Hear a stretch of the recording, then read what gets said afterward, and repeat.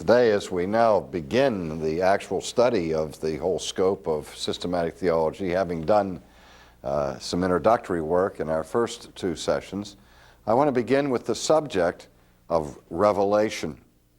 Because, as I've said, Christianity is not based upon someone's speculative philosophy, but it stands or falls as a revealed faith. And the fundamental assertion of the Christian faith is that the truth that we embrace as Christians is truth that has come to us from God Himself. God who is hidden from our vision. We can't see Him with our eyes. Nevertheless, He has removed the veil that hides Himself from us by means of revelation. A revelation is a making plain or clear or unfolding of that which is hidden.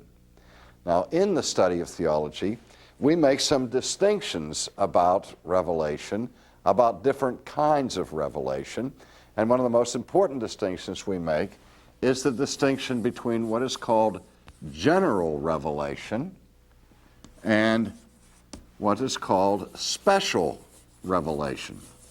Now, today I want to concentrate on the first one of these. But the Scriptures tell us that God is the fountainhead or the source of all truth. And if you can think of this in terms of an analogy or a metaphor of the headwaters or the source of a river that maybe is a small spring, and yet out of that spring flows a mighty river. Now, the idea here is, with God's being the source, the spring, or the what they call in the foreign language, the Ursprung, the original spring of all truth, the idea that comes from that is that not only is religious truth dependent upon God's work of revelation, but that all truth is dependent upon divine revelation. Now, that may seem as an astonishing idea to you, but it was an idea that was taught very strongly, for example, by St. Augustine, and then later by St. Thomas Aquinas. And the idea was this, that we as creatures couldn't know anything about anything unless God made knowledge itself possible for us. And the illustration that St. Augustine used was this. He said, here we are equipped with eyes and a brain and optic nerves and all of the physical equipment that is necessary for vision, for seeing. And we go to the eye doctor and he examines us and says, you're not blind. In fact, you have 20/20 vision. But if we are placed in a room where there are all sorts of beautiful objects, and we have 20/20 vision, an acute visual perceptive ability, and you turn out the lights, and the room is immersed into total darkness, how much of the beauty will you see of those things that are in the room? You won't see anything. Because in and of ourselves, though we have the necessary equipment to see things out there, unless those things are set in the light, even our most acute senses are inadequate to perceive them. And Augustine said, just as you need light physically to be able to see anything in this world, so the light of divine revelation is necessary for us to know any truth whatsoever. So for Augustine, and Aquinas then quoted Augustine verbatim on this very point, saying that all truth and all knowledge in the final analysis rests upon God as the source of truth and as the one who makes it possible for us to know anything at all. So at this point, when we say that we trust in revelation for the content of our religious faith, and somebody who coming from the physical sciences makes fun of that and say, well, you people appeal to some kind of supernatural revelation. where we don't need that. We just go to our laboratories and we discern truth empirically. What we would say to them is that you can't learn anything in a test tube, were it not for the Creator's revealing to you and giving you the capacity to learn what you learn through a study of nature. Now, this brings us to these two sources of revelation, or two kinds of revelation. When we talk about general revelation, this refers to that unveiling that God gives of himself that is general in two ways. The term general has two directions to it. First of all, it's called general revelation because it is knowledge that is given to everybody. Everybody in the world has an availability of divine revelation. God does not simply reveal himself to specific individuals or mystics or isolated spiritual people, but his self-revelation goes to every human being, to the whole world. The whole world is his audience. The Bible says, for example, the heavens declare the glory of God, and the firmament shows forth his handiwork. So anyone who has eyes and can see walks in that theater and is a spectator of the glory of God that is manifested through the stars and the moon and the sun and all of nature, which is a grand theater. You say, but what if you're blind? That knowledge doesn't proceed to everybody. Well, also the Bible speaks about God's knowledge that he plants in your souls, that he gives you a conscience, and by nature he reveals inwardly to you, he gives you a sense of right and wrong, which comes from him. So even if you're blind and can't see the physical universe, you still have that interior knowledge of God that he has planted within your soul. And I'll talk a little bit more about that later.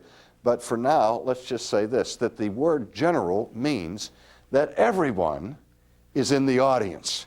Every human being is exposed to God's revelation, the general revelation. Now again, we're not talking about the Bible here, because there are millions and millions of people who have never seen a Bible, never read a Bible, never heard anybody preach from the Bible. But they have lived in the theater of nature, where God manifests himself to people. Now the second reason why it's called general is that the content of general revelation is of a general sort. That is, it doesn't give us a detailed account of the atonement of Christ or of the resurrection of Christ. You can't study a sunset and see the heavens declaring for us God's plan of salvation. You have to go to the Bible for that. That has specific information that you can't gain from a study of nature. But it's not that nature reveals nothing about God, but the content is that God is, his eternal power and deity is made manifest through the created order. Now, we'll look at that in a little bit more detail in a few moments. But first, let's make another distinction. We understand now the difference between general and special revelation. General revelation is that revelation that God gives to everybody, and it's of a general sort. It gives us a general knowledge of God. It's different from the Bible. The Bible is special revelation, and only those who have access to it get it, and it gives us much more detailed information about the work and the plans of God that you would get from general revelation. Now, sometimes general revelation is called natural revelation, and this is where it gets a little bit confusing, and I have to ask you to be careful here. If we use the term natural revelation, what is usually meant in the lingo of theology, in the parlance of the discipline, is that the term natural revelation is a synonym for general revelation. Because general revelation is that revelation that God gives to us in and through nature. And so we can call it general revelation, or we can call it natural revelation. Is that easy? That's clear? Okay. Now here's where it gets tough, and here's where it gets confusing. There's another category that we're interested in here, and it's called natural theology. Now, sometimes people confuse the term natural revelation and the term natural theology. They do not refer to the same thing. I'm going to draw a picture up here on my little blackboard to try to display the difference between natural revelation and natural theology. And we'll take advantage of my vast artistic skill here at this point, where we're going to draw a picture of a human being. Isn't that clever? This is a person. We'll make him a happy person. We'll give him a smiley face, okay? Now, this person is down here in this world, and up here is God. And in between God and this person is the world, or the universe, what we'll call nature. Now, when we talk about general revelation, we're not simply saying that God gives us a planet called Earth and then says, okay, you go back and use the naked power of your reason to figure out who I am on the basis of this clue I left here of giving you a created world. Now, obviously, you can do that with a painting. You study a painting carefully, and you see the brush strokes, you see the kind of pigment that is used, you see the style that is in them, and you can do some detective work and come to the conclusion, wow, this painting must have been painted by Van Gogh or from Rembrandt or whoever, because you know something previously about Rembrandt or about these other painters. And it's not that God just paints the painting and then just allows you to be the detective. The idea of revelation is more than that. It is that this is a medium through which God actively reveals himself to this person. That nature is not independent of God, but God communicates himself through the medium of the world. He communicates himself through the glory and majesty of the heavens and the stars and all of that. Now, this revelation that comes through nature is what we call natural revelation. And the revelation is something that God does. And the term natural revelation, then simply stated, refers to the work or action by which God reveals himself in and through nature. So the revelation is something God does. Now the question is, what happens to that revelation?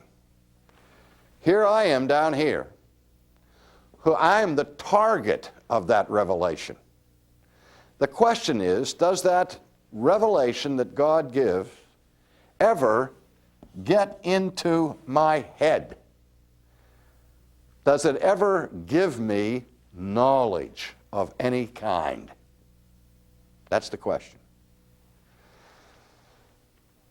Now, when we talk about natural theology, the distinction between natural theology and natural revelation is something God does, and natural theology is the result of what God does. Theology is the knowledge of God. And we're not talking about God's knowledge of himself here. We're talking about our knowledge of God. The question is, when God reveals himself to all of us, does that yield any knowledge of us in our minds, any knowledge to us about God? Or to put it in another terms, can I learn anything about God from nature? Now, there's a huge controversy about this that's been going on for quite some time now in the field of theology. There have been vigorous opponents to the idea of man's having any ability to know anything about God apart from salvation. Paul says in Corinthians that the natural man does not know God. And it would seem at that point that the apostle is precluding the possibility of anybody getting any knowledge of God by means of nature, unless the Holy Spirit illuminates him, opens his eyes, and so on. However, in Romans chapter 1, which is the classic location for the doctrine of general revelation and of natural theology, the apostle says something else. And we'll look at that in a minute, but the apostle there says that we do have a knowledge of God. Now, before I look at the text, I want to see if you feel the problem. In Romans 1, he says we do know God by nature. In Romans 2, he says we do, or in 1 Corinthians, he says we don't. Now remember, the atomist would come at that and say, well, Paul believed one thing when he wrote Romans, something different when he wrote Corinthians, changed his mind. Another person would look at that and say, well, here's a clear example of a contradiction in the Bible where the apostle says in Romans 1 that people know God by nature, and in 1 Corinthians they don't, so the Bible speaks the forked tongue. Well, not so fast. The verb to know in the Greek and in the Hebrew is used in more than one way. There is that knowledge that we would call cognitive knowledge, intellectual awareness of. And then there is that personal, intimate knowledge that is a different kind of knowledge. For example, when the Bible speaks of the Old Testament patriarchs of Adam and of Abraham and so on, and when it talks about their bearing children, it'll say Adam knew his wife and she conceived. Now what does that suggest? That Adam and Eve meet in the garden and he says, Madam, I'm Adam, and as soon as they're acquainted and he has an intellectual awareness of this woman, she's suddenly pregnant? Not at all. When the Bible uses the verb to know there, it's using that verb to describe the most intimate possible human relationship between a man and a woman. And when Paul is talking to the Corinthians, he's talking about a spiritual discernment of the things of God. And he is saying that in our fallen condition, we don't have that kind of spiritual knowledge of God. But that's a knowledge that goes beyond mere awareness, mere intellectual cognition. And if we look now at Romans 1, Paul says in Romans 1, he says in verse 18, "For the wrath of God is revealed from heaven against all ungodliness and unrighteousness of men who suppress the truth in unrighteousness." Paul is concerned here to show why it's necessary for us to be saved. And he's bringing the whole world before the tribunal of God. And he's trying to demonstrate that everybody needs the gospel because everybody's judged guilty, not for rejecting Jesus, who they've never heard of in their lives in many cases, but for the universal rejection of God the Father, who has manifested himself plainly and clearly to every human being. And it is our nature as sinners to do what? To hold that truth in unrighteousness. Various translations here. To repress it, to hinder it, to suppress it, to stifle it. And so Paul's saying God is angry for what human beings do with his revelation. Well, let's go on. He goes on and says, "Because what may be known of God is manifest in them, for God has shown it to them." Now, he uses the word that in Latin is manifestum. In the Greek, it's phaneros. And the idea here is that God has not planted these esoteric clues under rocks and in caves and at the top of the Himalayas where you need some guru to explain to you that God exists. But that this revelation that he gives of himself is manifestum. It's clear. And he makes it clear, so you can't say if the student didn't learn, the teacher didn't teach, because God teaches us about his own character clearly and plainly. To what avail? Verse 20, For since the creation of the world, his invisible attributes are clearly seen. Ooh, that sounds like a self-contradictory statement. How can somebody see what is invisible? The word invisible means can't be seen. And yet Paul here is saying that the invisible things of God are seen. And not only are they seen, but they're seen how? Clearly. Well, but not directly. We don't see the invisible God. What we see is what? The visible world that carries to us the revelation of God. Because God is revealing his unseen character through the things that can be seen. Listen to what Paul says. For God has shown that for since the creation of the world, his invisible attributes are clearly seen, being understood by the things that are made, even his eternal power and Godhead, so that they are without excuse. And what excuse do you suppose the apostle has in view here? The excuse that everyone who refuses to come to God relies upon. Says, I'm an agnostic. I don't know if God exists. We can't know for sure. God hasn't made it clear. There's not a good case for the existence of God. And the sinner at the judgment is going to say, if I would have only known you were there, God, I would have been your most devout follower. That's the excuse that God takes away. That's what Paul is saying here.